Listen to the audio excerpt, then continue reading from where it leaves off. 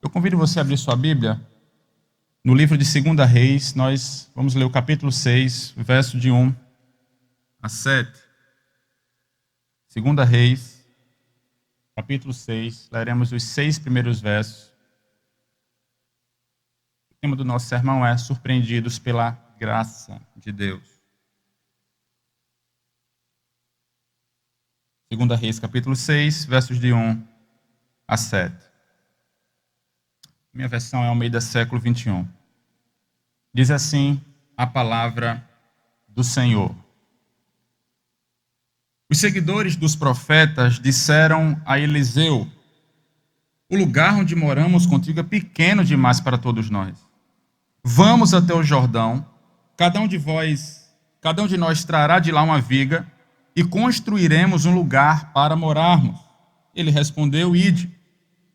E um deles lhe disse: queres ir com teus servos?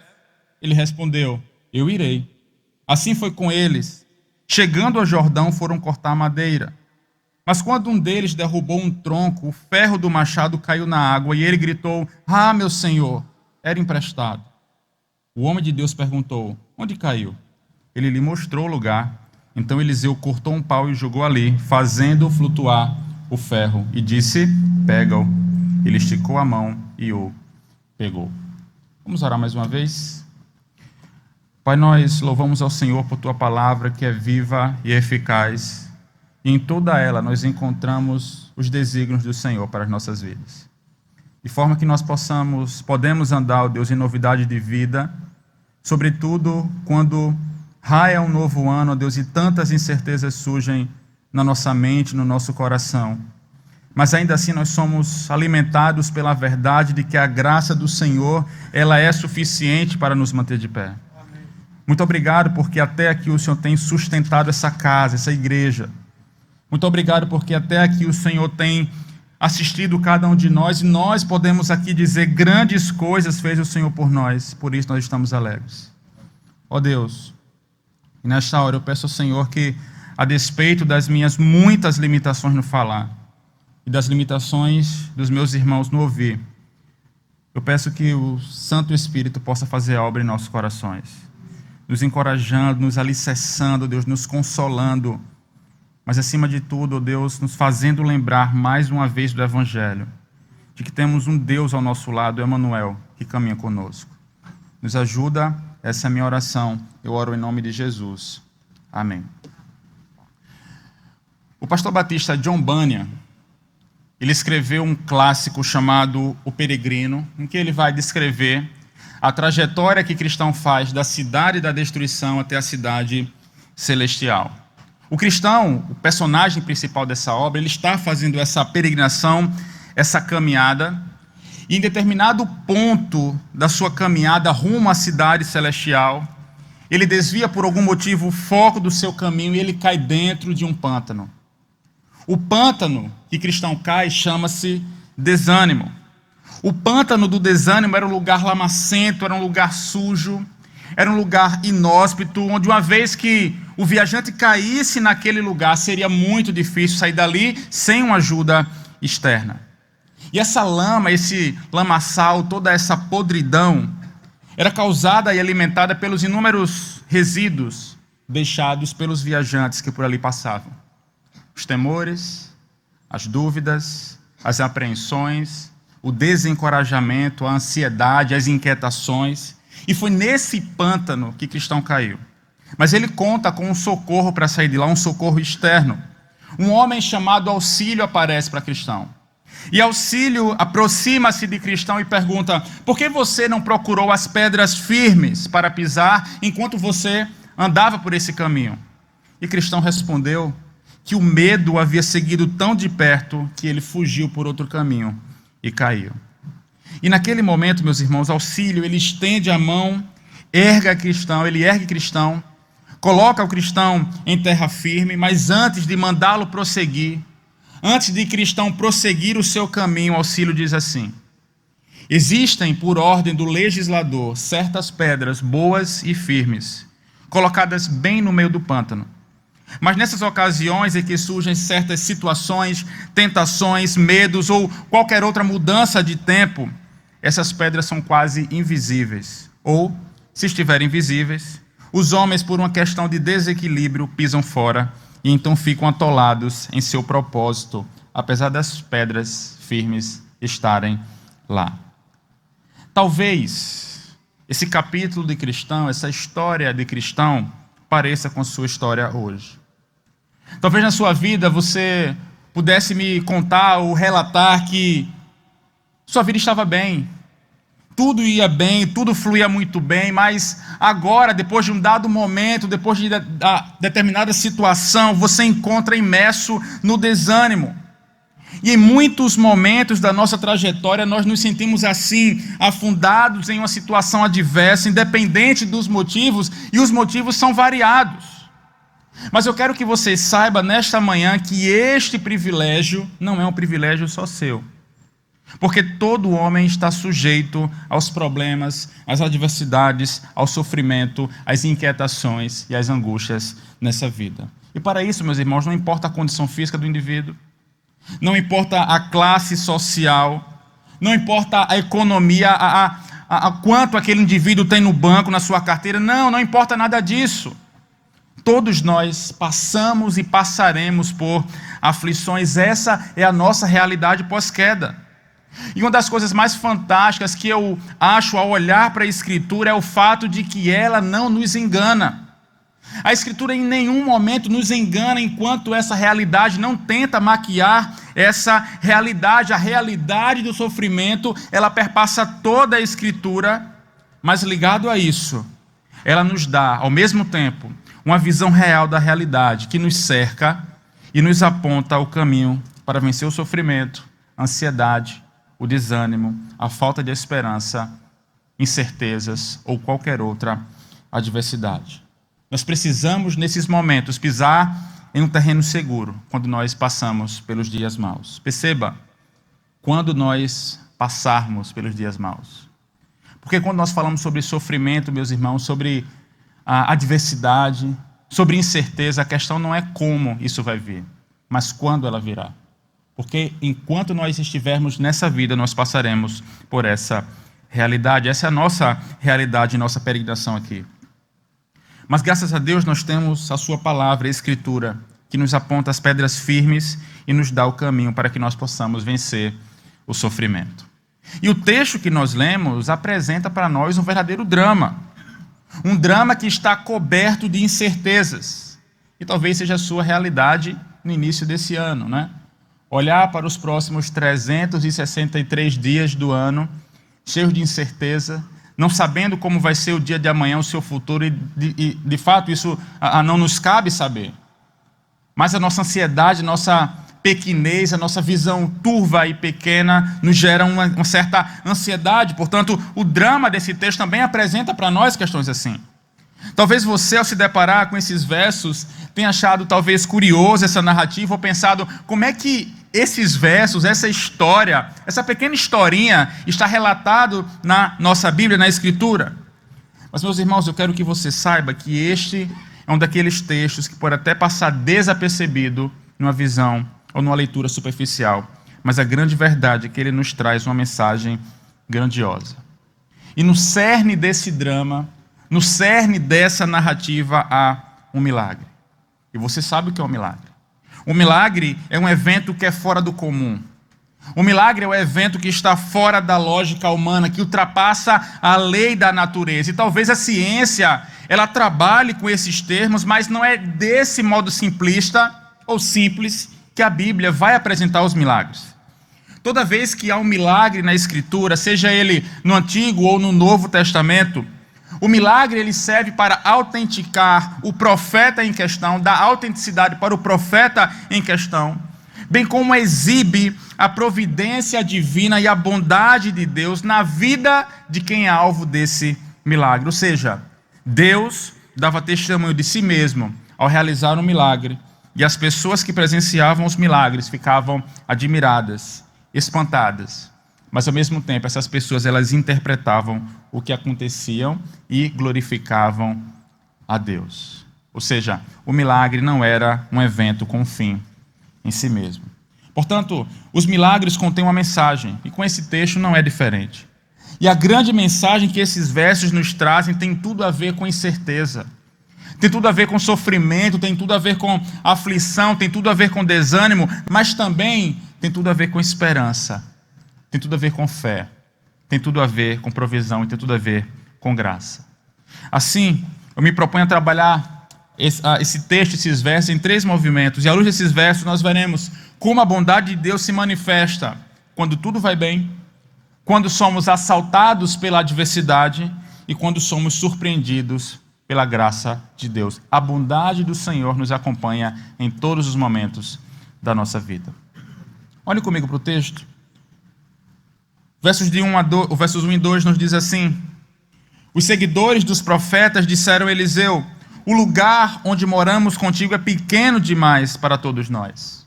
Vamos até o Jordão, cada um de nós trará de lá uma viga e construiremos um lugar para morarmos. E ele respondeu: ide. Meus irmãos, o profeta Eliseu é sucessor do profeta Elias. Esse homem, em seu ministério, ele experimentava uma espécie de progresso muito grande, né? Nós vemos que, além de ser um pregador, além de ser um emissário da palavra de Deus, Eliseu, o texto nos diz que ele era uma espécie de diretor de um seminário, um reitor de um seminário. Havia naquelas épocas, ou naqueles dias, escolas onde muitos jovens se matriculavam, pois eles sentiam encorajados em aprender mais sobre o Senhor, mais sobre Deus, e para isso, eles se juntavam a profetas para que pudessem aprender com eles. E Eliseu era alguém que entendia a importância dessa mentoria e do acompanhamento, pois ele mesmo havia sido um dos discípulos de Elias, sendo inclusive o sucessor dele. E para a escola de profetas de Eliseu, a procura de alunos foi tanta que o espaço onde aqueles homens se reuniam ficou pequeno, né? Isso nos mostra que aquela escola, que aquele seminário estava avançando, estava prosperando, né? Eu acredito que esse seja um problema que todo pastor ou que todo diretor de seminário gostaria de passar, não é? Falta espaço físico para receber tanta gente. As pessoas querem congregar conosco, as pessoas querem continuar estudando na nossa escola, mas não tem espaço físico. Nós precisamos ampliar o nosso espaço para receber na congregação a mais pessoas ou mais alunos em nosso seminário. O ministério daquele homem estava de vento em popa, como nós gostamos de dizer. Com isso é provável que os discípulos de Eliseu também experimentassem progresso em seus estudos, talvez vislumbrassem um dia ser um dos sucessores de Eliseu, ser como Eliseu, ou ter um ministério tão próspero como o dele. E talvez, meus irmãos, hoje você olhe para a sua vida e pense a mesma coisa. Talvez você viva um dos melhores momentos da sua vida. Talvez o ano de 2021 para você tenha sido o melhor ano da sua história. Talvez esse dia seja um dos melhores dias da sua vida, a sua saúde vai bem, seus negócios avançam, a sua família está assistida, a despensa está cheia, os filhos estão encaminhados, o seu ministério na igreja está avançando, sua igreja tem recebido muitos membros, né? O seu relacionamento com Deus está bem e parece que é nesse momento da história que você quer congelar a sua vida. Afinal, quem não gosta de viver dias assim? Dias tranquilos, dias de paz, momentos de bonança, momentos de calmaria e de tranquilidade. Nós queremos, meus irmãos, pausar o tempo e trabalhar para que esses dias bons, esses dias calmos se prolonguem. Os discípulos de Eliseu entendem um bom momento e decidem ampliar a sua escola, construindo um prédio mais adequado. E o texto nos diz que aqueles homens decidiram ir até o Jordão buscar a madeira, né? Os estudiosos, eles afirmam que o Vale do Jordão, com suas densas florestas, seria um local excelente para encontrar madeira necessária para este empreendimento. E Eliseu, reitor desse seminário, né, o mentor de todos esses discípulos, desses profetas, disse: olha, vocês podem ir, ide, portanto. Mas os versos 3 e 4 nos mostram algo muito interessante aqui.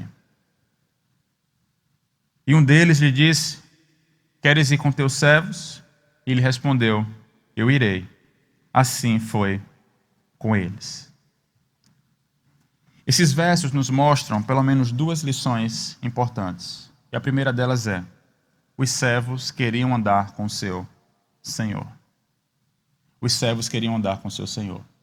Não é porque tudo ia bem que os alunos de Eliseu decidem ir sozinhos. Eles poderiam muito bem sozinhos, né? Poderiam ir ao Jordão sozinhos e conquistar, pegar toda a madeira necessária para esse empreendimento e mostrar para Eliseu o quanto de fato eles se empenham na obra, no ministério. O quanto eles necessitam, ou já aprenderam bastante sobre a vida com Eliseu, a ponto de fazer determinada tarefa sem a presença deles. Mas não. Um desses discípulos, que o texto não menciona o nome, convida Eliseu a ir com eles. Os servos queriam andar com seu senhor. Mas a segunda coisa que nós aprendemos nesse texto é que o Senhor acompanha os seus servos. Eliseu decide ir com eles. O homem de Deus não relaxa. Eliseu não descansa, não dá desculpas. Ele não tem aquela tarefa como algo minúsculo, como algo pequeno, irrelevante, mas ele decide acompanhar os seus servos. Meus irmãos, quantas vezes eu e você, em nossos momentos de tranquilidade, em nossos momentos de bonança, nós temos desprezado a presença do nosso Senhor.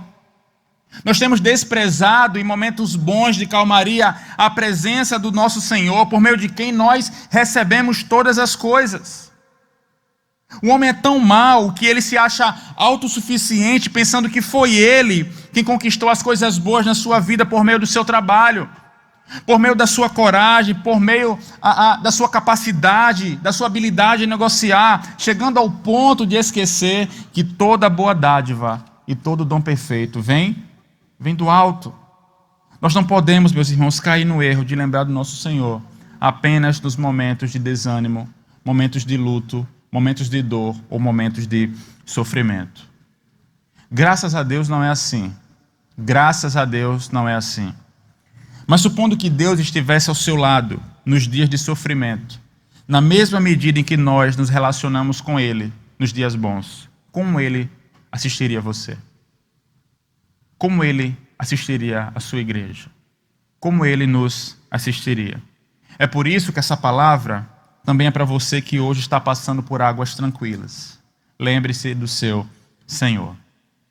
Jamais se esqueça que Ele é o Deus de toda a graça que te assiste todos os dias, inclusive nos dias em que tudo vai bem. Portanto, lembre-se do seu Senhor. O texto ele avança e nós vemos novos contornos nessa narrativa. A parte final do verso 4 e o verso 5 nos diz: chegando ao Jordão, foram cortar madeira.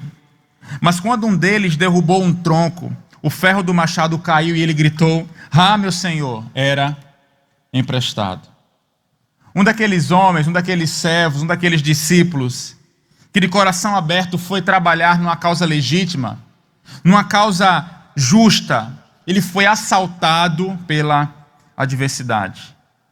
Você sabe que um assalto a gente não espera, não é, meus irmãos?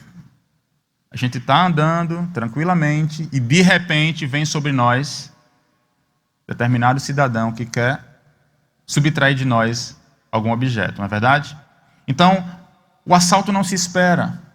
A Bíblia já diz que se você esperasse o ladrão, se você soubesse que o ladrão viria, você estaria vigilante, correto? Aquele homem foi assaltado pela adversidade numa causa justa, numa causa legítima. E qual foi a adversidade daquele homem? Enquanto aquele homem cortava um tronco, a ferramenta que ele trabalhava, que o texto nos diz e deixa muito claro que era emprestada, caiu dentro do rio. Meus irmãos, pior do que danificar a sua ferramenta é danificar a ferramenta do outro, sim ou não? Pior do que você bater o seu carro é você pegar um carro emprestado e bater o carro do seu irmão, sim ou não? Pior do que deixar seu celular cair é deixar o celular de outra pessoa cair, sim ou não? E aqui os exemplos poderiam ser os mais variados, né? Só para você perceber a gravidade do que estava acontecendo aqui.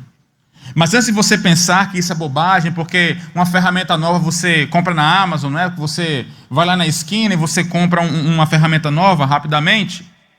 Saiba que embora esse tempo, esse período aqui, ele corresponda ao auge da idade do ferro, objetos e ferramentas de ferro continuavam a custar caro e eram considerados itens valiosos. Ligado a isso, não é? Hoje nós temos instrumentos com resistência, com durabilidade, mas não era o caso também nesse tempo.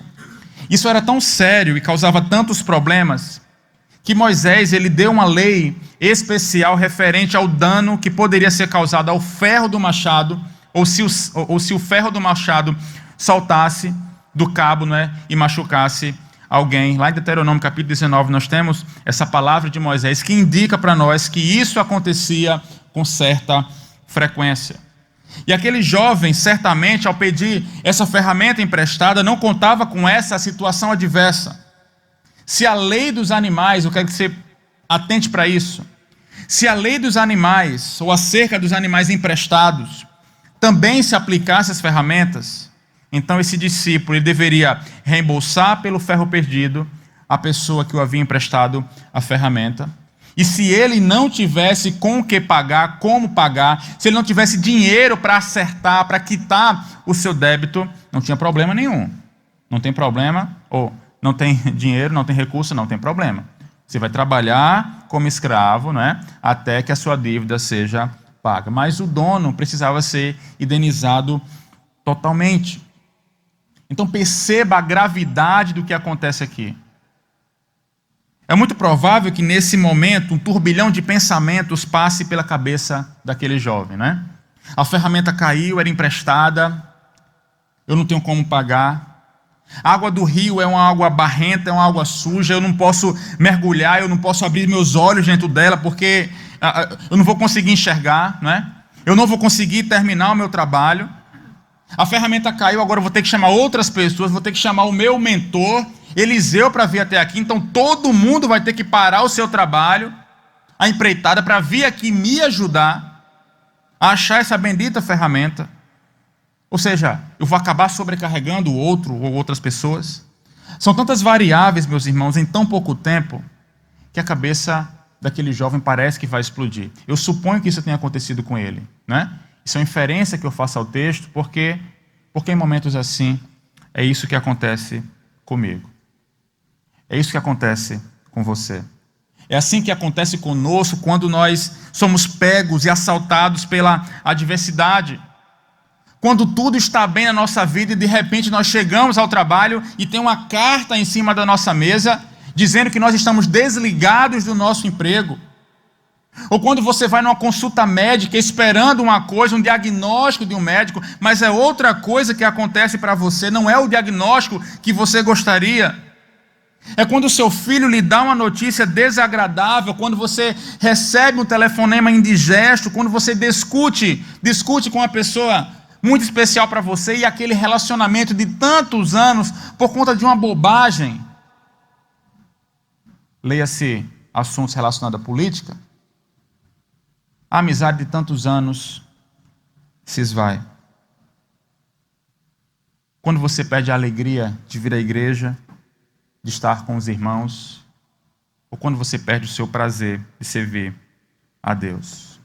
Quando somos assaltados pela adversidade, pelo desânimo, principalmente após um momento bom, isso só nos mostra que a nossa vida é efêmera e que os dias bons e de águas tranquilas passam num piscar de olhos. Nós não temos controle algum, meus irmãos, sobre a nossa vida. Mas em meio à adversidade enfrentada por esse jovem, nós aprendemos com ele algumas lições, mas eu gostaria de destacar apenas uma lição preciosa. E a lição é: busque ajuda. Não se isole. Aquele jovem não se isolou em seu problema, não se retraiu. Ele não ocultou o que aconteceu, mas imediatamente ele foi buscar ajuda. Muitas vezes nós achamos que nós podemos vencer sozinhos nossas lutas, nossas batalhas, e isso é importante para nós no raiar de novo ano.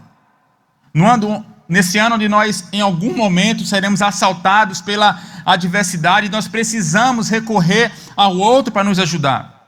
Nós achamos muitas vezes que nós podemos vencer sozinhos nossas lutas, nossas batalhas, ou que nós passaremos pelo sofrimento ilesos, solitários. Afinal, meus irmãos, o que é que a gente pensa num momento como esse? Ninguém tem nada a ver com o que eu estou passando. Isso é um problema meu. Esse tipo de pensamento é um pensamento perigoso. Não se esqueça que Deus, em sua infinita bondade e soberania, permite que sejamos seres que se relacionam uns com os outros. Gente precisa de gente, portanto, não se isole, busque ajuda. Passar pela adversidade sozinho, solitários, não é o plano, não é a ideia que Deus tem para mim, e não é a ideia que Deus tem para você.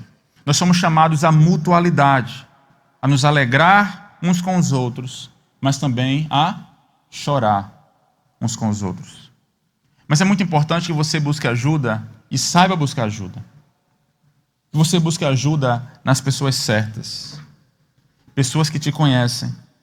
Pessoas que conhecem a sua história, suas fraquezas, suas reais necessidades. E que principalmente têm uma maturidade de vida e uma maturidade cristã. Isso é importante para nós porque muitas pessoas, ao passarem por um momento difícil, caem no erro de buscar ajuda nas pessoas erradas, né? Isso é comum acontecer talvez aos jovens, aos adolescentes, né, que querem buscar apoio e ajuda nos seus pares, né? Aquelas pessoas que só vão corroborar aquilo que ele quer, né? Mas o fato que acontece com cada um de nós. Nós precisamos buscar ajuda nas pessoas certas. Não é bom, por exemplo, que um homem casado se aconselhe com um homem solteiro quando se trata de alguma adversidade no casamento. Não é interessante que um jovem peça ajuda sobre assuntos de teor sexual a alguém que não tem estatura moral e que não tem uma cosmovisão cristã adequada? Se o problema for de ordem psicológica, busque apoio também, não se isole. Mas busque apoio em algum irmão que tenha uma estrutura emocional, familiar, solidificada e que possa te ajudar. Não busque a ajuda que você quer ouvir, busque aquilo que você precisa ouvir todos os dias. Principalmente nos dias de sofrimento, nos dias de adversidade, meus irmãos. E o que nós precisamos ouvir todos os dias, mas principalmente nesses dias, é alguém que nos conduza até Deus e nos lembre das promessas de vida que Ele mesmo nos deixou na sua palavra. Aquele servo buscou ajuda em quem tinha condições para ajudá-lo, alguém de referência, alguém que tinha uma vida pautada na palavra de Deus e que tinha um relacionamento com Ele, mas também com Deus. Eliseu, ele viu o drama daquele jovem e no poder de Deus ele pôde ajudá-lo, realizando assim um tremendo milagre. Desse modo, o jovem, mesmo sendo assaltado pela adversidade, na adversidade, ele foi surpreendido pela providência e pela graça de Deus. Veja comigo os versos 6 e 7. O homem de Deus perguntou: onde caiu? E ele mostrou o lugar. Então Eliseu cortou um pau e o jogou ali, fazendo flutuar o ferro, e disse: pega-o. Ele esticou a mão e o pegou. Veja que belo milagre acontece aqui. Talvez não exista nenhuma outra parte do Antigo Testamento tão cheia de milagres como a narrativa do profeta Eliseu em 2 Reis. Após Eliseu receber a herança do espírito de Elias, ou a porção dobrada, né? E porção dobrada não quer dizer que se Elias tinha um poder 10, não é? Eliseu agora vai ter um poder 20, é o dobro, né? Não é assim, não é isso que o texto está nos dizendo. Porção dobrada quer dizer que naqueles dias que o primogênito, a pessoa que sucederia o pai, não é? Na hierarquia, era aquele que recebia o dobro da herança. Portanto, o que Eliseu está dizendo a Elias: olha, eu quero porção dobrada, ou seja, eu quero ser o seu sucessor. Eu quero ser a pessoa que vai substituir você em seu ministério. Então, ele recebe essa porção dobrada, a herança do espírito de Elias. E Deus, ele demonstra a sua aprovação e ele testifica a mensagem proclamada por Eliseu através dos milagres que acompanham o ministério de Eliseu. Eliseu era um homem usado, um homem aprovado por Deus. E a lista dos milagres que ele realizou é uma lista extensa e que tem proezas do tipo, ouça bem para que nós possamos entender a riqueza do nosso texto. Abrir o Rio Jordão com a capa de Elias, sanear a fonte das águas que abastecia Jericó, ele fez isso. Cegar e depois devolver a visão aos sírios, também fez isso. Multiplicar 20 pães para 100 homens. Ressuscitar o filho de uma mulher sunamita. Curar Naamã, se você voltar algumas páginas, você vai ver esses apontamentos. Curar Naamã, um general sírio da lepra.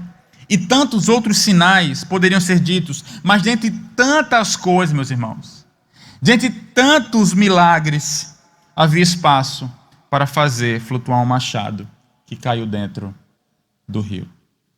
Eu quero que você atente para o fato de que Deus não age apenas em nossas vidas nas situações tidas por nós como grandes. Não pense que a graça de Deus vem sobre você simplesmente nas coisas grandes, nas coisas que você entende por ser, olha, isso aqui é uma coisa grande, isso aqui é uma bênção grande na minha vida, foi Deus que me deu. Ao passo que o seu pão de cada dia é você que constrói, é você que consegue. Esse texto nos mostra essa lição. Deus age em todas as situações da nossa vida, seja essa coisa uma coisa grande, tida por nós como grande, mas também aquelas coisas tidas por nós como pequenas.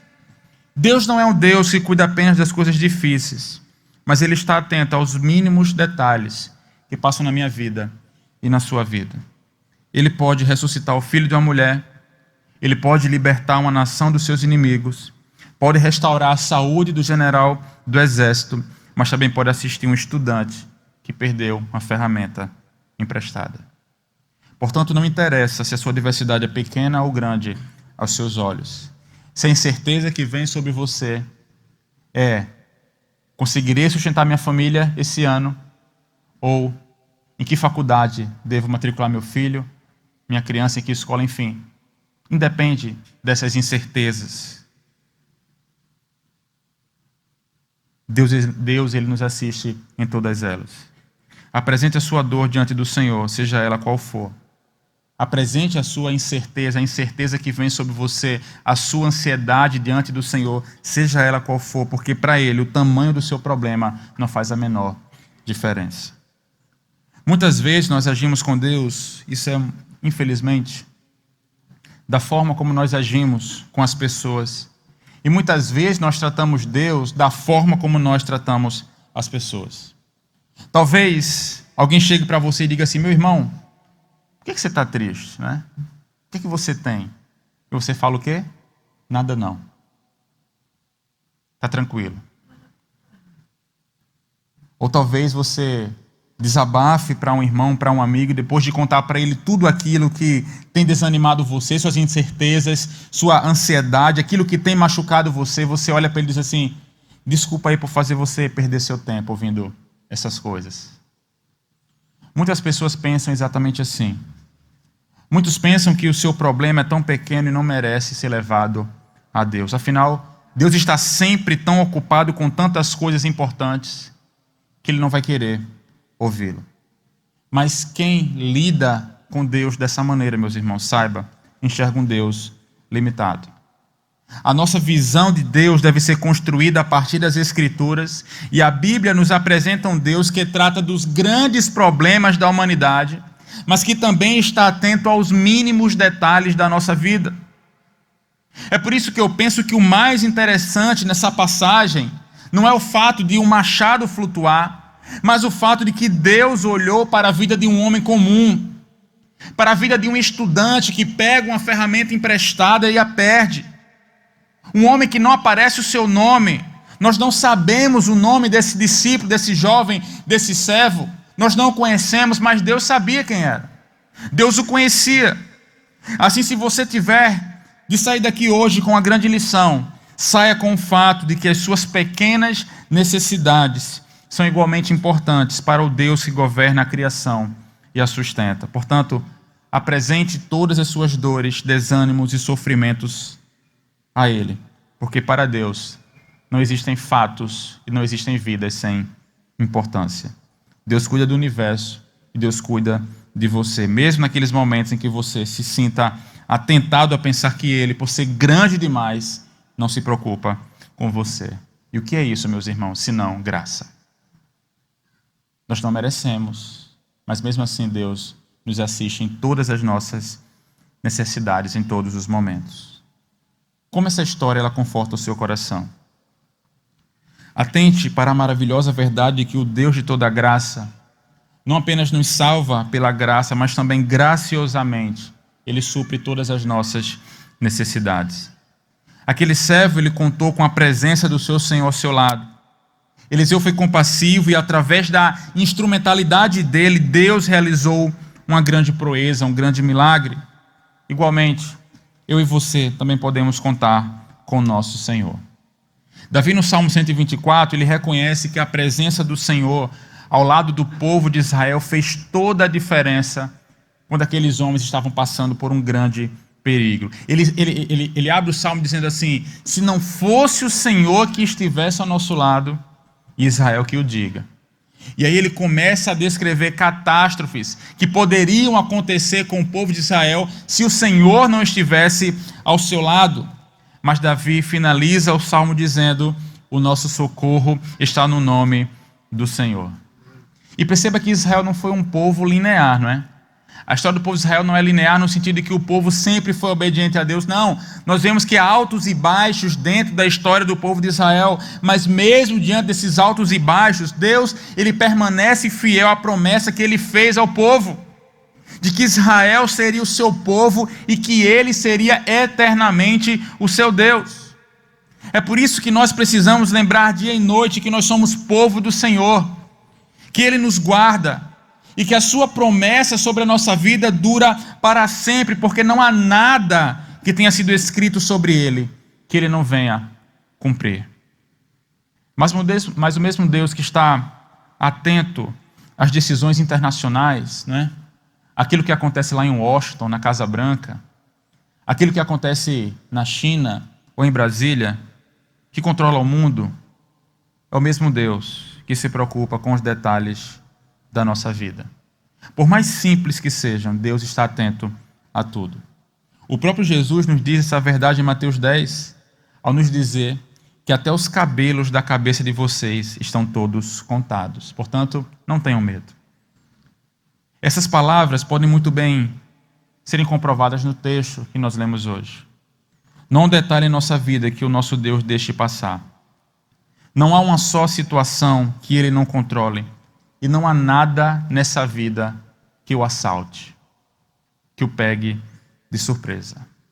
Alguns chegaram a dizer que a pandemia foi uma surpresa para Deus.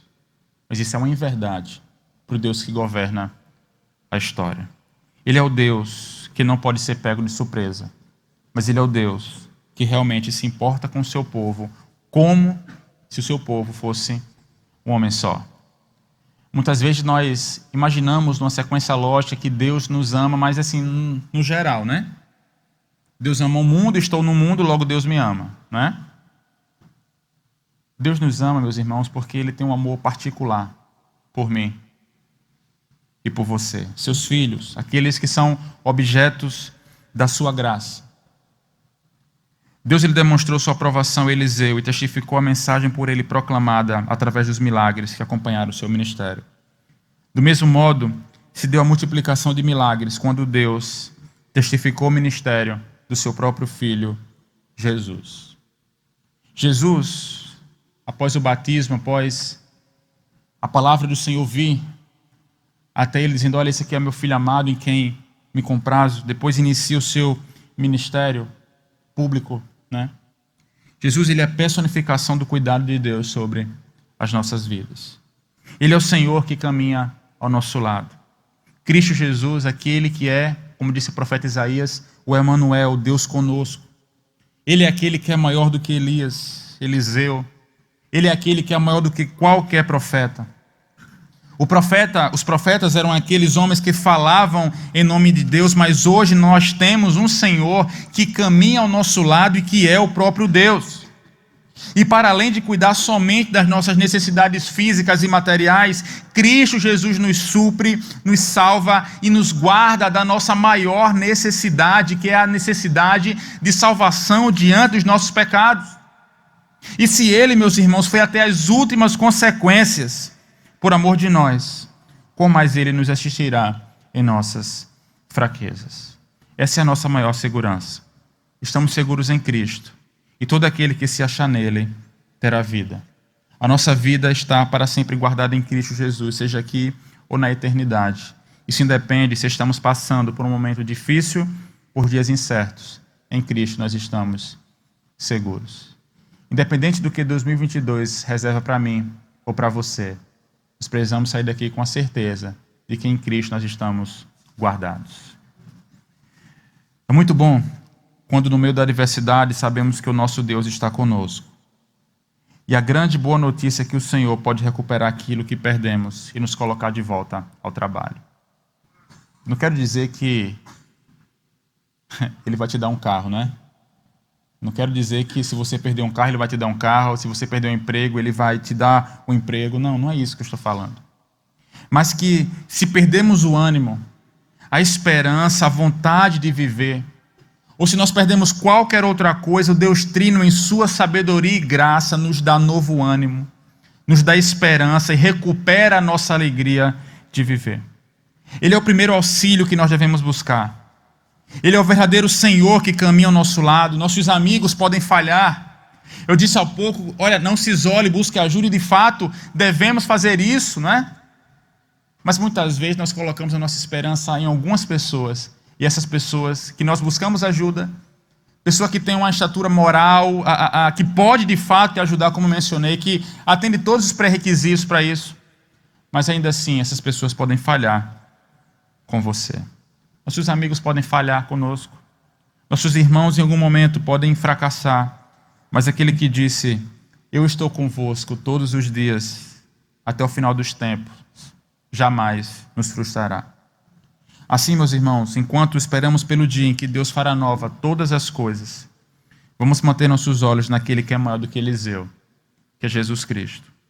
Em breve iremos morar com Ele para sempre. Uma casa onde Ele foi preparar lugar, onde todos os redimidos de todas as tribos, povos e línguas cantarão louvores ao seu nome.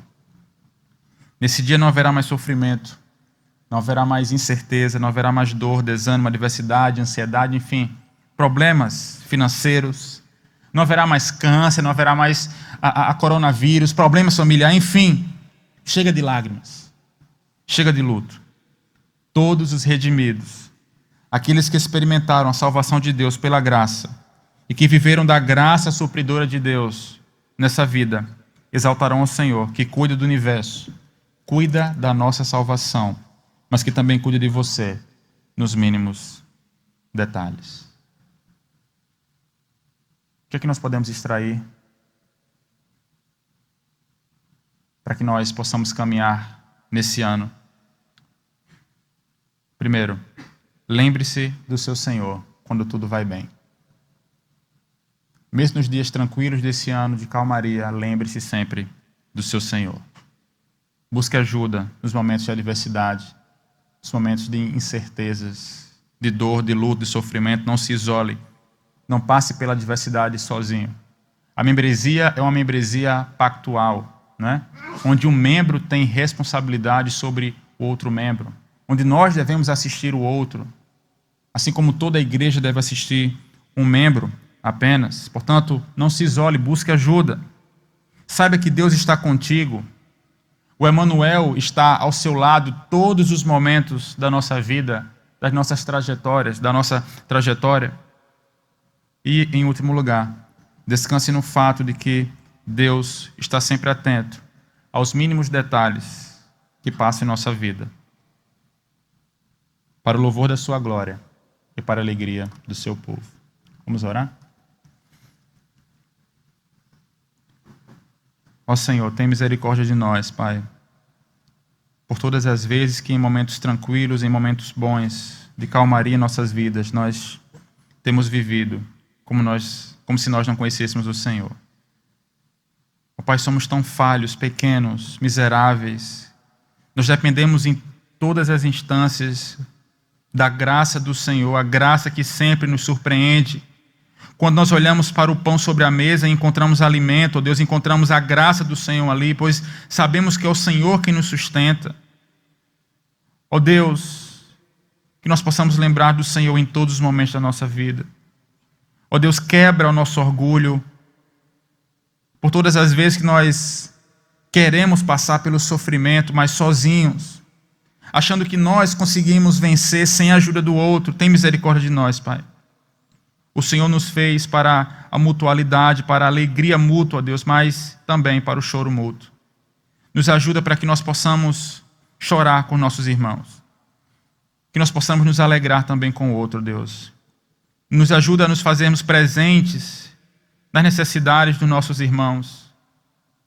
Que quando pudermos também assisti-los financeiramente, doando, ó Deus, um pouco da nossa sabedoria, do nosso intelecto, da nossa capacidade profissional, que nós possamos fazê-lo também. Que em nenhum momento nós possamos esquecer que isso é reflexo daquilo que o Senhor disse em sua palavra, que estaria conosco todos os dias. Ó Pai, que essa verdade esteja sempre diante de nós. Que possamos glorificar ao Senhor, andando em novidade de vida, seja qual for o momento bom ou momento mau que vier sobre a nossa vida. Nos ajuda, Pai, durante todo esse ano.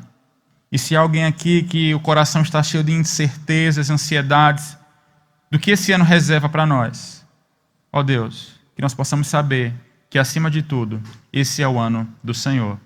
Que o Senhor nos assistirá em todas as nossas necessidades, em todos os momentos da nossa vida. Nos ajuda a vivermos à luz dessa verdade. Nós oramos em Teu nome. Amém.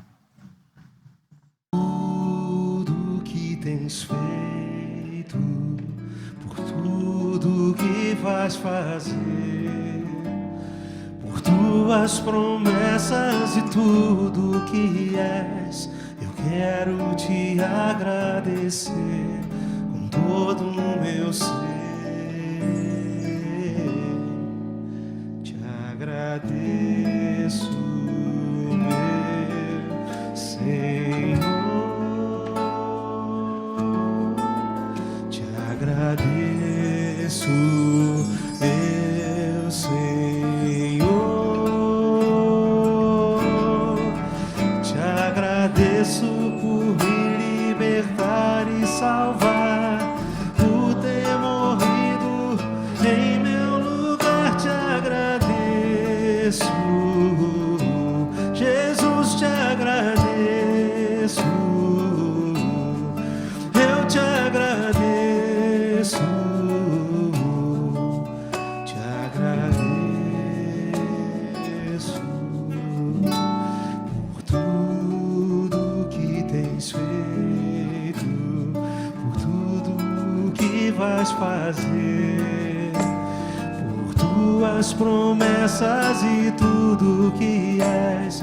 Eu quero te agradecer com todo o meu ser. E aí? Te agradeço, meu Senhor.